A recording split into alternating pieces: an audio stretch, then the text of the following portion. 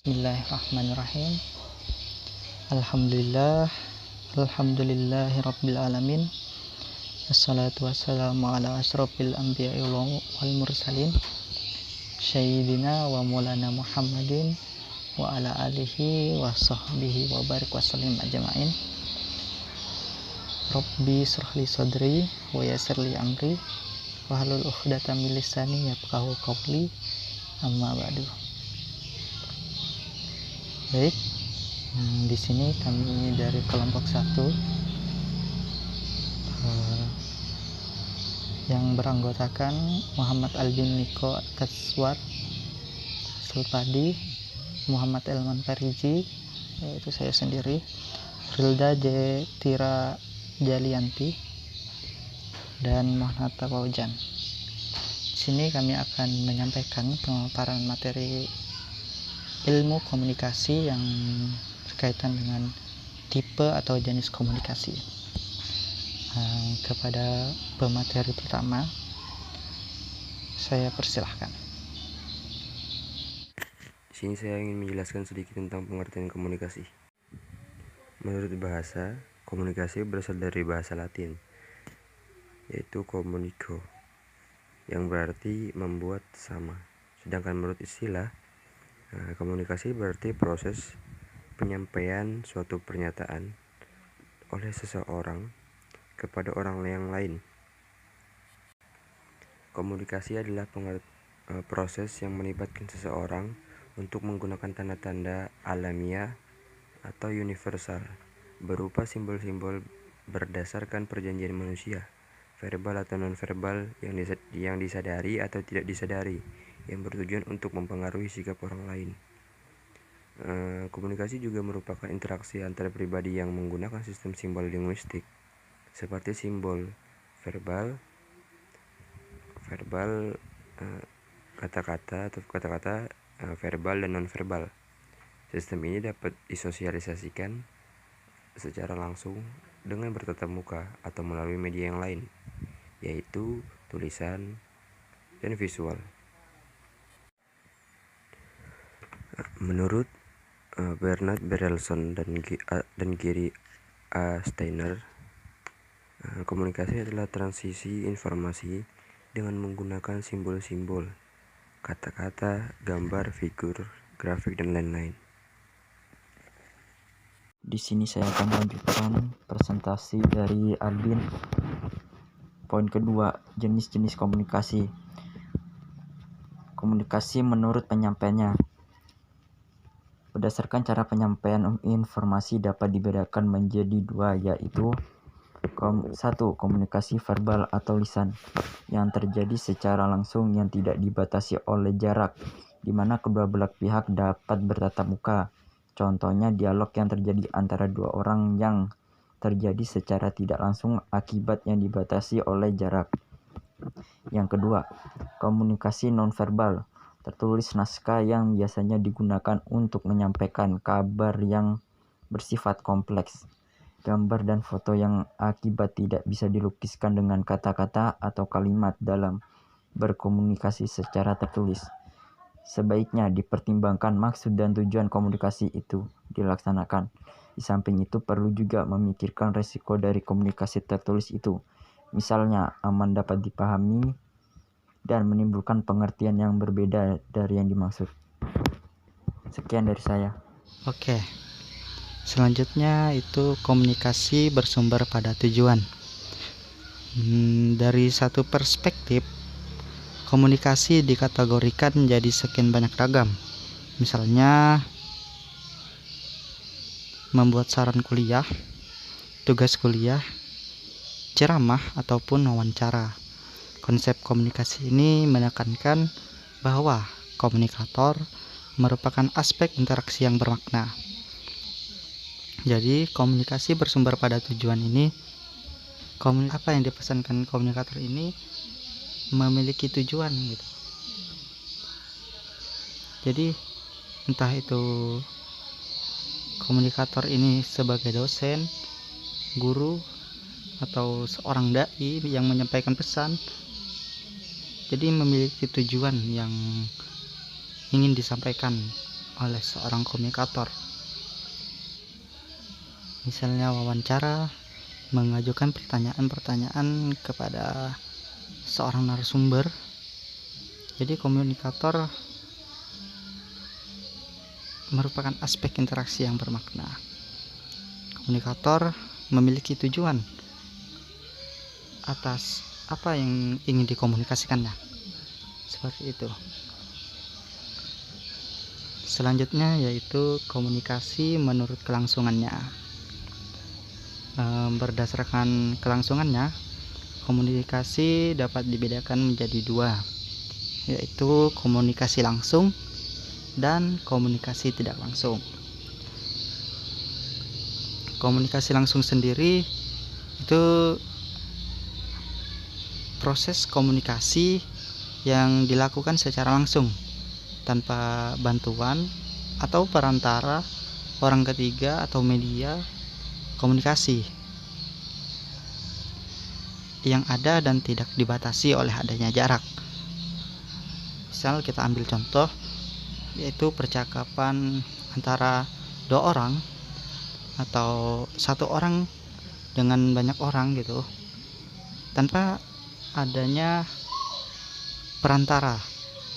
Misal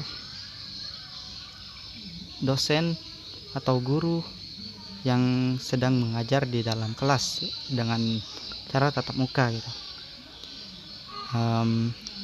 Bisa juga seorang dai yang ceramah di depan umum langsung bertatapan, atau juga bisa kita ambil seperti khutbah Jumat. Jadi komunikator langsung melihat orang yang diajak bicara gitu. Misalnya satu orang dengan satu orang atau kelompok. Bisa juga kita ambil contoh musyawarah. Yang kedua yaitu komunikasi tidak langsung. Komunikasi tidak langsung ini artinya dilakukan dengan bantuan pihak ketiga atau bantuan alat-alat media komunikasi. Misal kita ambil contoh telepon atau SMS, atau juga bisa kita ambil surat yang dikirim oleh seorang komunikator kepada penerima pesan, atau juga bisa kita ambil misal sekarang itu yang dinamakan dengan daring. Ada kuliah online seperti masuk Zoom gitu kan, itu komunikasi secara tidak langsung. Selanjutnya saya silahkan kepada teman saya untuk melanjutkan pemaparan materi dari saya. Terima kasih, sekian dari saya. Baiklah, saya akan melanjutkan materi dari pembahasan teman saya. Komunikasi menurut perilaku. Menurut perilaku, komunikasi dapat dibedakan menjadi 3 bagian, yaitu yang pertama, komunikasi formal. Komunikasi formal terjadi di antara anggota organisasi atau perusahaan yang tata caranya telah diatur dalam struktur organisasinya. Misalnya rapat perusahaan, konferensi, seminar, dan sebagainya. Dan yang kedua, komunikasi informal. Komunikasi informal ini terjadi di dalam organisasi atau perusahaan yang tidak ditentukan dalam struktur organisasinya dan tidak mendapatkan pengakuan resmi yang mungkin tidak berpengaruh terhadap kepentingan organisasi atau perusahaannya. Dan yang ketiga, komunikasi non-formal. Komunikasi non-formal ini terjadi di antara komunikasi yang bersifat formal dan informal, yaitu komunikasi yang berhubungan dengan pelaksanaan tugas, pekerjaan organisasi atau perusahaan dengan kegiatan yang bersifat pribadi anggota organisasi atau perusahaan tersebut, misalnya rapat tentang ulang tahun perusahaan dan sebagainya. Dan adapun komunikasi bersumber pada ruang lingkup. Komunikasi ini mempunyai dua bagian. Yang pertama, ruang lingkup internal. Komunikasi internal adalah jenis komunikasi yang dilakukan dalam suatu organisasi atau industri. Contohnya, instruksi antara orang-orang di daerah ini. Komunikasi internal dapat berbentuk komunikasi vertikal, horizontal, atau diagonal.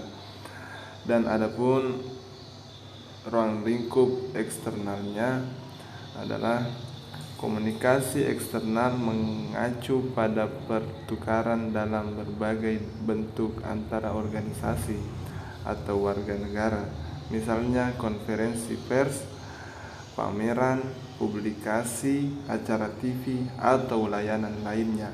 Ya, mungkin itu saja dari saya. Sekian. Kemudian komunikasi bersumber pada aliran. Nah, komunikasi bersumber pada aliran ini ada beberapa. Nah, yang pertama itu adalah komunikasi satu arah. Komunikasi satu arah adalah komunikasi dari satu pihak saja. Nah, yang dimana antara pengirim dan penerima itu tidak bisa saling berkomunikan di media yang sama. Contohnya adalah website. Lalu yang kedua yaitu komunikasi dua arah. Nah, komunikasi dua arah ini adalah komunikasi yang sifatnya sama, memberikan dasar timbal balik. Nah, yang dimana antara pengirim dan juga penerima ini bisa saling berkomunikan di media yang sama. Contohnya yaitu seperti telepon. Nah, di telepon ini semisal di WhatsApp nih. Nah, di WhatsApp misalnya kita di WhatsApp tuh kan jadi kita bisa antara di dalam satu aplikasi tuh bisa saling berkomunikan gitu di media yang sama gitu. Lalu kemudian komunikasi dasar. Nah, komunikasi dasar ini adalah komunikasi antara atasan dan bawahan, yang dimana itu adalah maksudnya itu proses penyampaian informasi seperti pesan, kemudian ide ataupun gagasan dari satu pihak kepada pihak yang lain gitu. Lalu kemudian komunikasi ke atas. Nah, komunikasi ke atas ini ialah komunikasi yang berasal dari seseorang bawahan kepada atasan. Nah, biasanya ini tuh terjadi di perusahaan gitu. Di perusahaan tuh kan ada karyawan nih dan juga atasan. Nah, karyawan ini ingin menyampaikan seperti kayak usulan, kemudian ide, keluhan gitu ataupun laporan gitu yang akan disampaikan kepada atasan tersebut gitu. Nah, lalu kemudian yang terakhir yaitu komunikasi ke samping. Komunikasi ke samping ini ialah komunikasi yang terjalin di antara sebagian orang pada peran setara itu. Jadi kayak misalnya komunikasi ke samping ini bentuk komunikasi yang sering terjadi itu tuh antara dua orang atau lebih yang memiliki jabatannya tuh sejajar gitu dalam sebuah perusahaan, entah itu di sebuah perusahaan, lembaga ataupun organisasi tertentu gitu. Jadi jabatannya tuh sejajar gitu. Nah, lalu kemudian ke komunikasi menurut jumlah yang berkomunikasi. Nah, jadi komunikasi yang selalu terjadi di antara sesama manusia, baik itu perorangan maupun kelompok. Nah, oleh karena itu jumlah yang berkomunikasi akan mempengaruhi proses komunikasi itu sendiri. Nah, jadi dengan adanya itu maka dapat dibedakan menjadi dua, yaitu komunikasi intrapersonal dan juga komunikasi perseorangan. Yang pertama yaitu komunikasi intrapersonal. Komunikasi intrapersonal ini merupakan komunikasi dengan diri sendiri, baik itu dia sadari ataupun tidak gitu.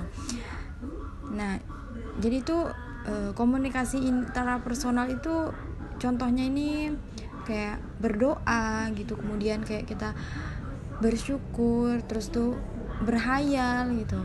Nah, jadi komunikasi intrapersonal ini sangat dibutuhkan untuk memahami diri kita sendiri gitu. Jadi komunikasi intrapersonal itu adalah penggunaan bahasa dan pikiran yang terjadi di dalam diri komunikator itu sendiri gitu. Makanya itu seperti kayak berdoa tadi, kemudian bersyukur gitu, juga berhayal gitu ya. Nah, lalu kemudian yang kedua yaitu komunikasi perseorangan. Nah, komunikasi perseorangan ini adalah komunikasi yang terjadi secara perseorangan atau individual antara pribadi dengan pribadi tentang permasalahan yang bersifat pribadi juga. Nah, dalam komunikasi perseorangan ini bisa dilaksanakan itu secara langsung maupun lewat media gitu. Itu tuh tetap terjadi secara perseorangan. Nah, kayak misalnya contohnya nih yang contohnya komunikasi perseorangan nih, kayak misalnya dalam satu kelas tuh ada Ani sama Budi misalnya nih.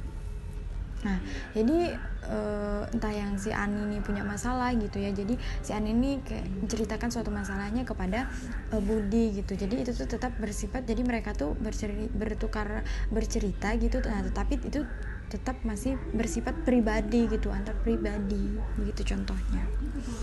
Oke, jadi kesimpulannya komunikasi itu ialah pengiriman dan penerimaan informasi. Terus komunikasi menurut penyampaiannya itu ada verbal dan non verbal. Ada juga komunikasi bersumber pada tujuan tadi, yaitu komunikasi yang memiliki, tentunya setiap komunikasi memiliki tujuan dari seorang komunikator. Selanjutnya yaitu komunikasi menurut keberlangsungannya, itu ada komunikasi langsung dan tidak langsung.